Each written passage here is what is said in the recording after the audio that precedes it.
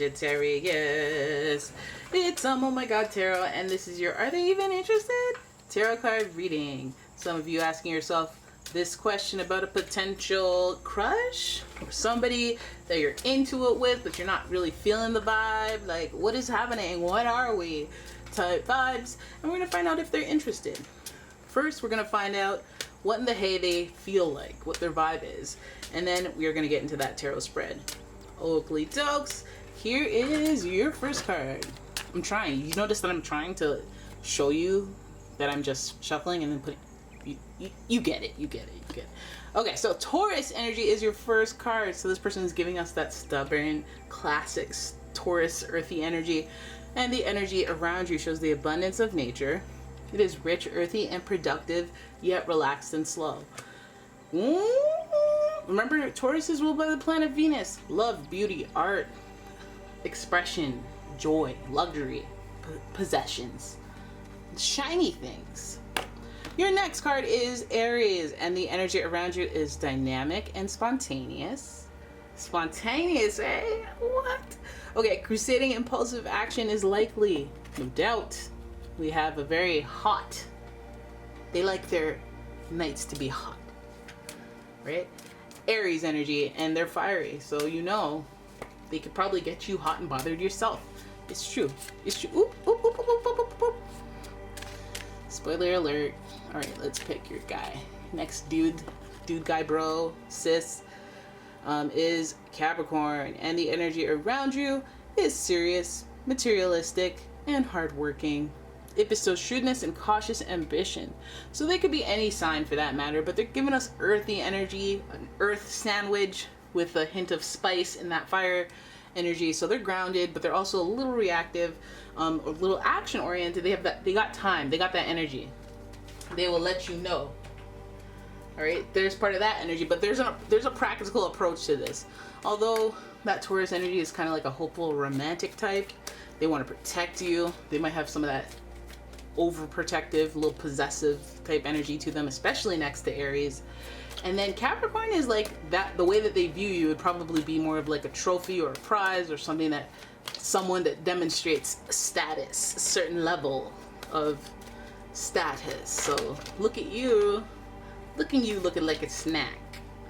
All right, so let's see what's going on as far as the tarot. I'm using the Angel Tarot. All the decks that I use are in the description if you giggity care. And here we go. Why did I do that? I don't know.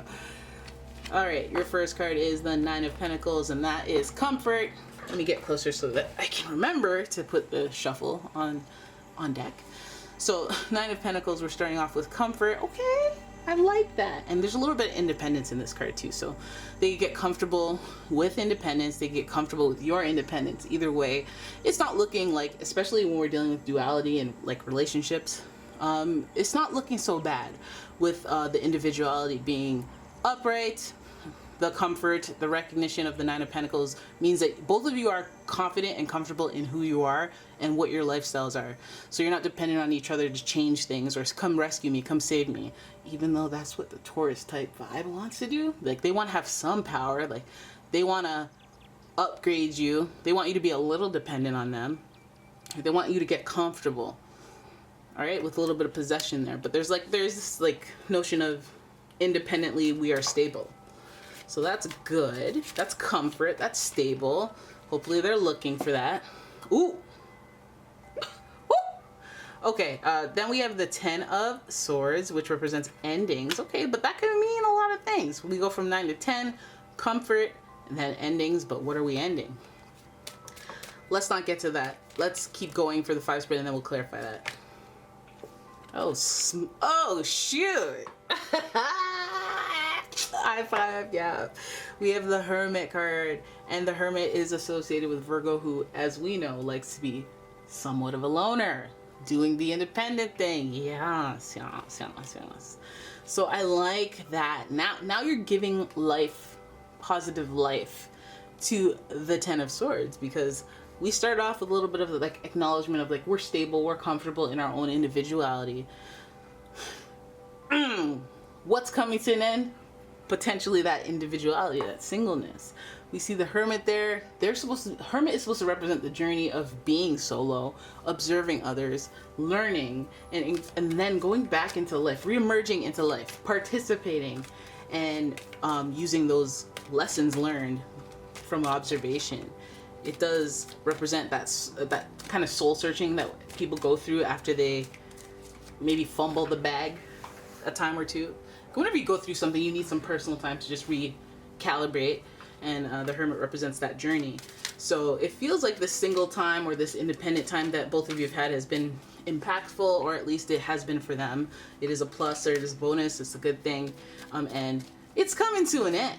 Oh, it's coming to an end. Now, let's not forget that solo 1 number plus 0 is the 10, so it dials down to 1. So even though it's a 10 and a duality number, it's also a 1. It is also a 1. And 1, what do we do at ones? We start over. We start over. Okay? We go from 9 to 10 to 9. It's interesting. Your next card is 9 of Wands in reverse. What's going on, folks? 9, 10, 9, 9, 9 in reverse. Determination. Okay, so that might be a little bit of... Okay, so then you might be taking a bit. You might be taking a bit of time with the effort involved. You might be a little in need of some recognition. Maybe they want a little more you're in charge energy. They want you to be a little more compliant, or a little, like, you want that, they want praise, essentially. They want some more praise. That might be what's lacking there. I feel like the solo journey is coming to an end for them. That 9 of Wands recognition. Oh, look at that. And the Fool on the end, the Angel of Innocence, ready to take a leap of faith. So yeah, I mean, it looks like this person's interested. It looks like they know what they're psyching themselves up for. For some of you, you guys know that this person's been on their own for a while, and it's like they're trying to, like, wrap their head around moving into the next phase of their life, starting a new beginning, even though they've never done it before. A lot of you guys are with someone who's probably never lived with anyone else or been in a serious relationship, and it's like not uncommon, not uncommon. It's kind of like it's an anomaly type situation, I would say. This person's been independent, possibly hyper independent, and so used to it that they don't see a problem or like a strong desire to start sharing.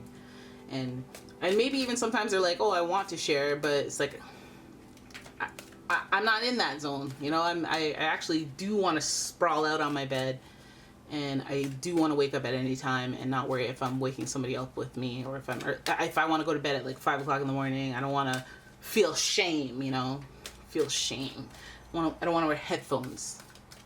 I want to wear headphones. You know, it's like little things like that. I feel like this is a transformation. It's a new beginning, right? A new way of thinking, the ending of an old way of thinking, the comfort, the complacency of just doing the solo ride. Yeah, and bringing it into that. I feel like, you know, if they're not willing to do that, that might be that little 10 of Swords ending, and then the soul searching that follows. Either way, there's an emphasis on, oh, are we going to do this? Is this a great opportunity? Capricorn energy, always looking for a good opportunity. Of course, Aries very ambitious as well. And the only time Aries are consistently ambitious is when they're super, super duper interested. And that's when they have like another person interested as well. They like the competitive aspect of gaining the things they have. Other people want it too. So if they see you as this like prize, which I think they will, you know, then they will, you know, they will adjust mentally. They'll buy a 10-pack of hydro floats and go into a hyperbolic time chamber and try to sort themselves out and prep for it. They will do that in order to prep for it and jump off the deep end. They will take that risk. This person could be, like I mentioned, a Virgo or an Aquarius. In addition to the Taurus, Aries, Capricorn energy. That's what is showing there. It seems pretty straightforward. So I will leave it at that.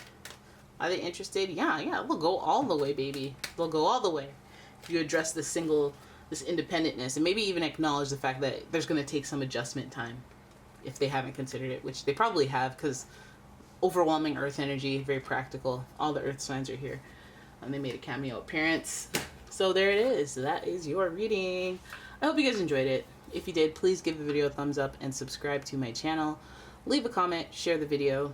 And if you'd like your own personal reading, please check out the description. There's a link to my website, as well as a link to my Etsy shop where I sell all sorts of delicious scents. They're so good. They're so rich, and I got a lot of new age scents, but I got a lot of them classic scents. But they're premium, dude. Premium. I'm always burning them in my oil burner. I love, like, during the fall, burning pumpkin spice. I'm like, woo! Woo! It feels like them times when you were a little kid and you started doing all the construction paper pumpkin designs at school, and you're like, it smells like spice in here because of our whatever treats we're baking in class or whatever foolishness. Anyways, you're not here for this part. You're not here for this part. I will let you go. Thank you so much for watching. I'll see you in the next one. Bye-bye.